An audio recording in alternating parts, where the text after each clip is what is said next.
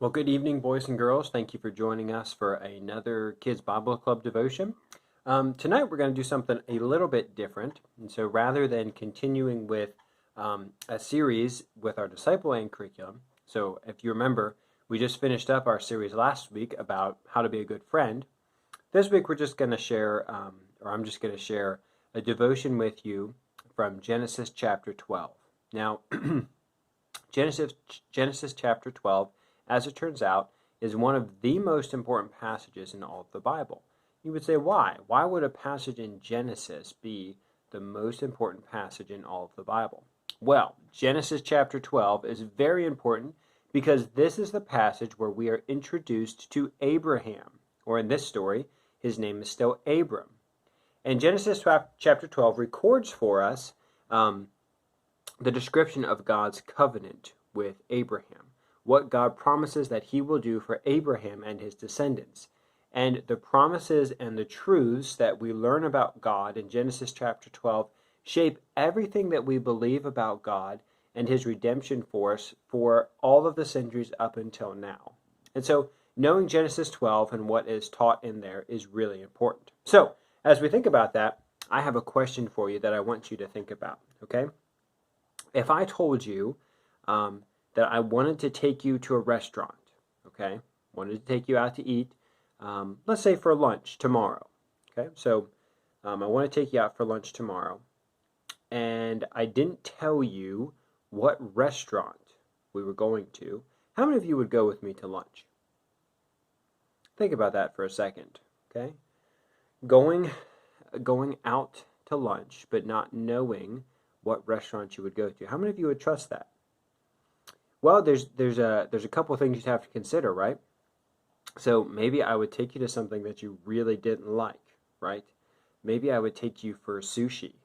How many of you like sushi, right? That sounds kind of gross to me. So, but what if I took you for sushi? How many of you would enjoy that? Well, maybe you wouldn't enjoy that. Or maybe you're just not a fan of like McDonald's, and so you really don't want a fast food burger, right? And so if I asked you to go for lunch, but I didn't tell you where we were going, you would have to trust me to make a decision that you would like, right? So you would have to trust that I know you and that I know what's best or what your best desires are. And if you trusted me in that sense, then you would say yes to go to lunch because you would trust that I would pick something you would enjoy, okay? So if my wife would say, hey, I want to take you to lunch tomorrow, I would absolutely go with her, and I wouldn't need to know where we were going because I know she's going to pick something that both of us would enjoy, okay? So that's somewhat of the dilemma that Abram comes up against as he receives this first promise from God, okay? Let's read it together. Again, one of the most important passages in all of the Bible. Now the Lord said to Abram, go forth from your country, from your relatives, and from your father's house to the land which I will show you. Okay, so here we have that dilemma where God says, I want you to go. I want you to leave. I want you to depart from everything you know and go to a land which I will show you. So notice that God does not tell Abram where to go. He doesn't tell him that Canaan or Israel is the land where he's going to take him.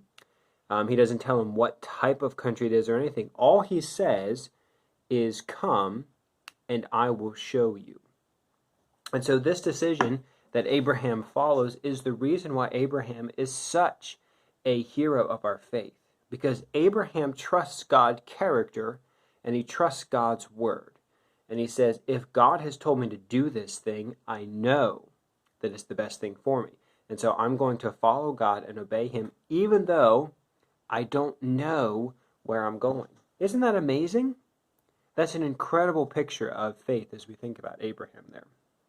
The other thing to notice is notice what Abraham is leaving.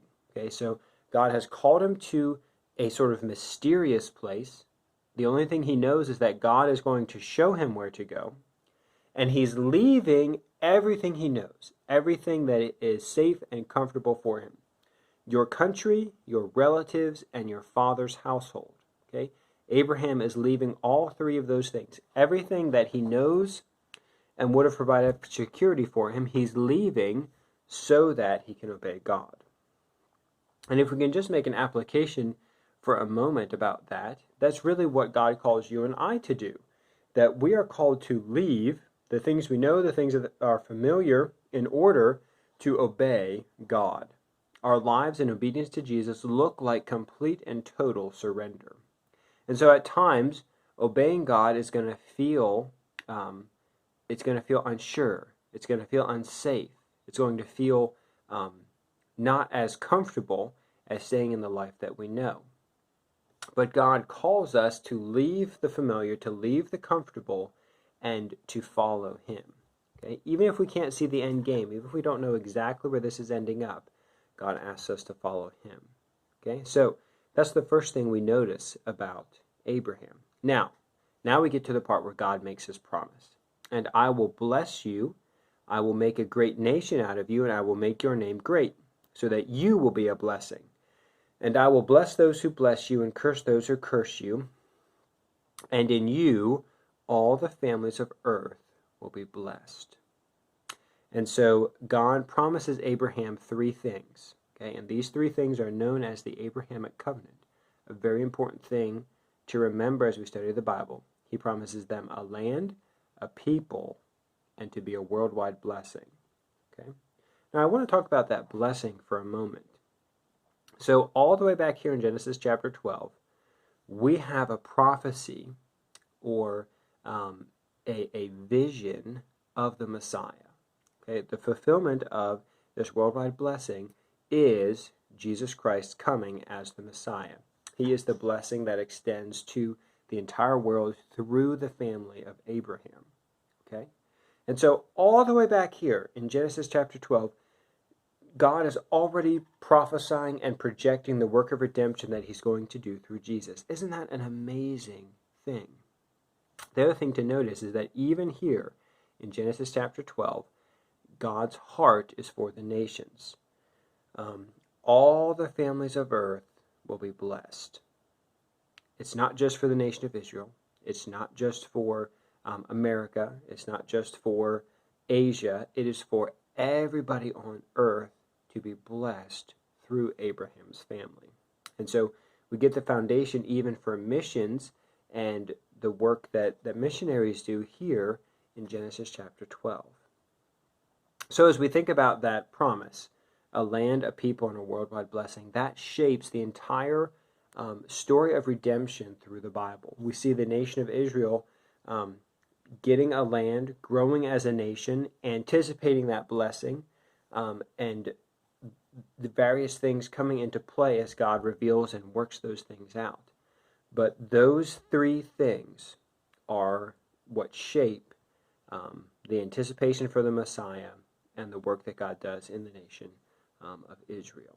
And so this story about Abraham is important from a theological standpoint as Christians, but it's also important as we talked from a practical standpoint. What does obedience look like? What does it mean to follow God and to obey Him? Well, often it looks like leaving the things that are comfortable, leaving the things that are safe, and stepping out in faith to obey what God has asked us to do. So at times, obedience to God isn't going to make sense. You're not going to know what the next step is, or it's not going to feel like an easy or a good decision. But that's why God calls us to obey Him in faith. You never have to worry if God's given you a clear command. You just have to obey. So I hope this is an encouraging story for you guys, and I look forward to spending more time with you again next week. So have a good evening.